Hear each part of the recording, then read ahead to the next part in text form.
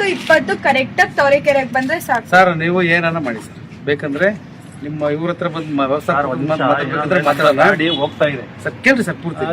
2 weeks ಇಂದ ನಾವು ಸ್ಕೂಲಿಗೆ ಲೇಟ್ ಆಗಿ ಬರೀ ಆಯ್ತು, ಇವಾಗ ನೀವು ಹೇಳ್ತಿದ್ದೀರಲ್ವಾ ಅದನ್ನ ನಾನು ಫಾಲೋ ಅಪ್ ಮಾಡ್ತೀನಿ ಬಿಡ್ರಿ. ನಾಳೆ ಗಾಡಿ ಬರುತ್ತಾ ಟೈಮಿಂಗ್ ಸಿಗಲ್ಲ?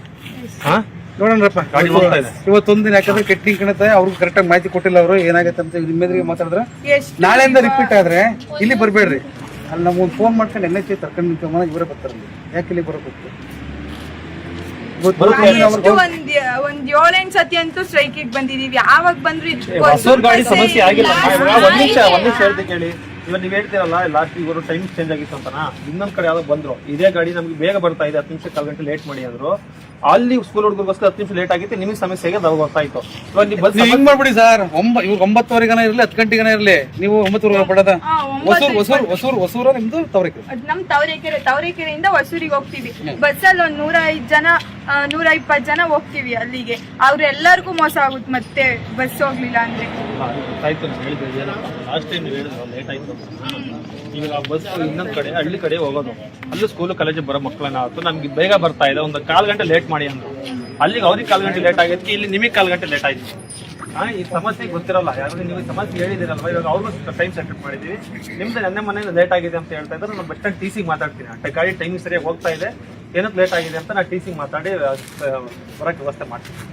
ನೋಡಿ ಸರ್, ಏನ್ ಮಾಡ್ತೀರಾ ಮಾಡ್ರಿ. 8:50ಕ್ಕೆ ನಾಳೆಯಿಂದ ಬಸ್ ಬರುತ್ತೆ. 8:50 ನಾಳೆಯಿಂದ ಬಸ್ ಬಂದಿಲ್ಲ ಅಂದ್ರೆ ತಾವರೆಕೆರೆ ಒಳಕ್ಕೆ ಬಸ್ KSRTC ಬಸ್ಗಳನ್ನ ಬಿಡ್ಕೊಂಬೋದ್ಬೇಡ. ಅವ್ರು ಯಾವ ಟೈಮ್ಗನ ಬರಲಿ, ಡ್ರೈವರ್ಗಳು ಈಗ ಅವ್ರು ತಪ್ಪಲ್ಲ. ಅವ್ರು ಹೇಳಿದ್ರು, ಅವ್ರಿಗೆ ಅವ್ನು ಏನಾಗೈತೆ ಅಂತ ಸಮಸ್ಯೆ ಇವ್ರಿಗೆ ಹೇಳಿಲ್ಲ ಅವ್ರು. ನೋಡಿ ಸರ್, ಈಗ ಸರ್ ಇಷ್ಟು ಜನಕ್ಕೆ ಸಮಸ್ಯೆ ಇಲ್ಲ. 120 ಜನ ಹುಡುಗರು ಅಂದ್ರೆ ನೀವು ವಿಚಾರ ಮಾಡ್ರಿ, ಒಂದು ಖಾಲಿ ಬಸ್ ಕರ್ಕೊಂಡು ಬಿಟ್ಬರ್ಬೋದು. ತಾವರೆಕೆರೆ ನಮ್ಮೂರು, ನಮ್ದು ಭೂತಪ್ಪಂಗುಡಿ, ನಮ್ಮ ರೋಡ್ ಸಮಸ್ಯೆ ನಾನು ಅಪ್ರೋಚ್ ಮಾಡೇ ಮಾಡ್ತೀನಿ. ಅದಕ್ಕೆ ಅಧಿಕಾರಿ ಮಾಡಪ್ಪ.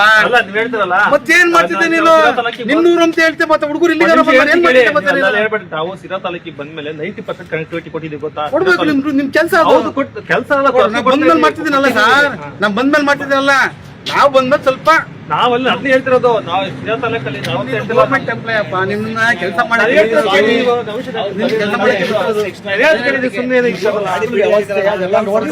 ಸುಮ್ಮನೆ ಕೈ ತೋರಿಸಿ ಬರೀರಿ ನೀವು. ಎಲ್ಲ ಮಾಡ್ತೀವಿ ನಾವು, ಯಾರು ಕೂತ್ಕೊಂಡಿಲ್ಲ. ಈಗ ನಾವು ಹೆಂಗ್ ಗೊತ್ತಾ ನಾನು ಹೇಳ್ತಿರೋದು, ಎಲ್ಲ ಗಾಡಿಗಳು ಶಾರ್ಟೇಜ್ ಇದೆ, ಎಲ್ಲ ಕಡೆ ಕೊಡ್ತಾ ಇದ್ದೀವಿ.